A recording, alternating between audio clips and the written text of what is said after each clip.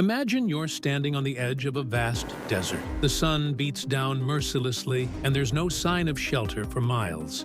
You've been walking for hours, thirsty and tired. Suddenly, you hear a voice in the wind. Keep going, trust me. There's water just ahead. What would you do? Would you keep walking, clinging to that voice of hope, or would you give in to doubt and stop? Life often feels like this desert, full of moments where we're faced with challenges and choices. And when the stakes are high, we can't help but wonder, why? Does God let us go through these trials? Why does He test our faith? Today, we'll explore this question by diving into some of the most compelling stories ever told. Stories that reveal the purpose behind God's tests and what they mean for us.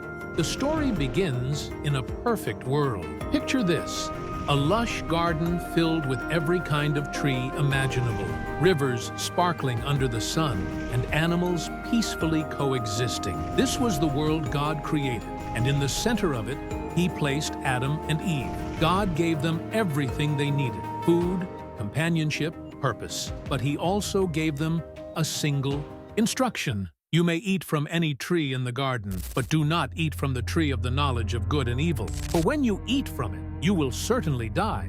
Now, why would God do this? Why place something off limits in the middle of paradise? It wasn't about cruelty or withholding joy. It was about trust. God wanted Adam and Eve to choose Him, to trust His wisdom over their own desires. But then came the serpent. He whispered lies into their ears, twisting God's words. Did God really say you couldn't eat from any tree? He's just holding you back.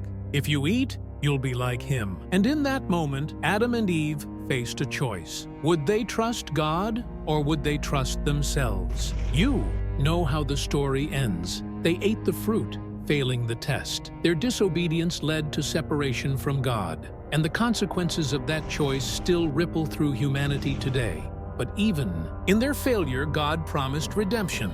He spoke of someone who would one day come to crush the serpent and restore what was lost. This wasn't the end of the story. It was just the beginning. Fast forward to Abraham, a man living in a time when the world was filled with idolatry and chaos. God chose him, calling him to leave everything behind: his home, his family, and his comfort, to journey to a land he had never seen. This was a test of faith. Imagine the uncertainty Abraham must have felt. Would you pack up your entire life and leave, based on nothing but a promise? At first, Abraham seemed to rise to the challenge. He left his home and followed God's call. But as the journey unfolded, his faith wavered. When famine struck, Abraham fled to Egypt instead of trusting God's provision. When God promised him a son, he and his wife Sarah grew impatient and took matters into their own hands, having a child with Sarah's servant,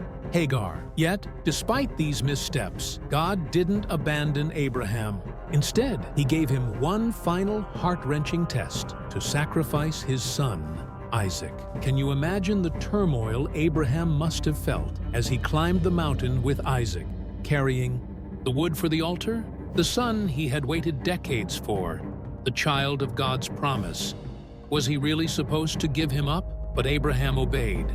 And at the last moment, as he raised the knife, God stopped him. He provided a ram as a substitute, sparing Isaac's life. Through this test, Abraham proved his trust in God, and God reaffirmed His promise to bless the world through Abraham's family.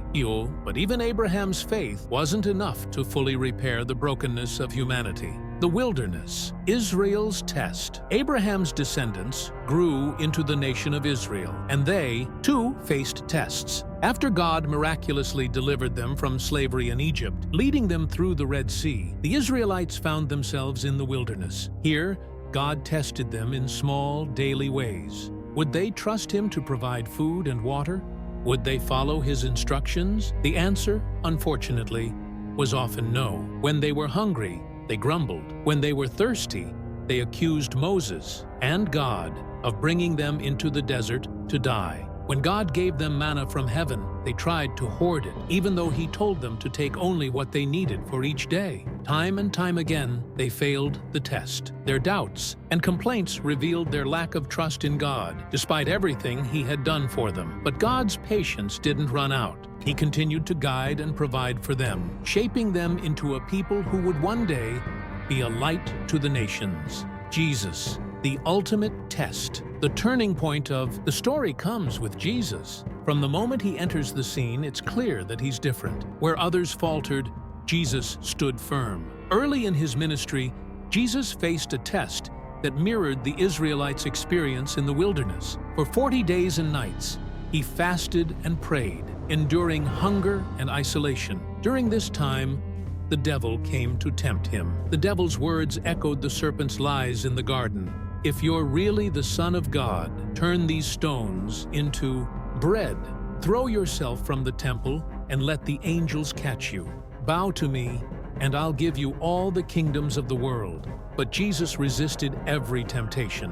He trusted God's word and wisdom, refusing to take shortcuts or misuse His power. In doing so, He passed the test that Adam, Eve, Abraham, and the Israelites had all failed.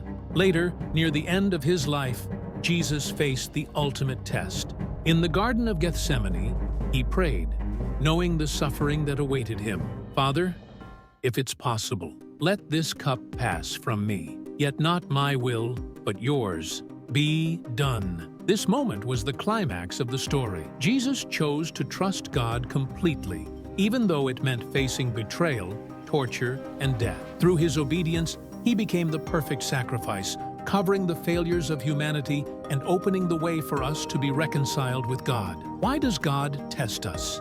So, what does all of this mean for us? Why does God test our faith? First, it's important to understand that God's tests are not about punishment or cruelty. They're about growth and transformation. Just as a teacher gives tests to help students learn, God allows challenges in our lives to refine us, to strengthen our trust in Him, and to prepare us for greater things. James, a leader in the early Christian church, put it this way: "Consider it pure joy, my brothers and sisters, whenever you face trials of many kinds, because you know that the testing of your faith produces perseverance." Each test is an opportunity, a chance to draw closer to God, to rely on His wisdom instead of our own, and to grow in character. Let's bring this home.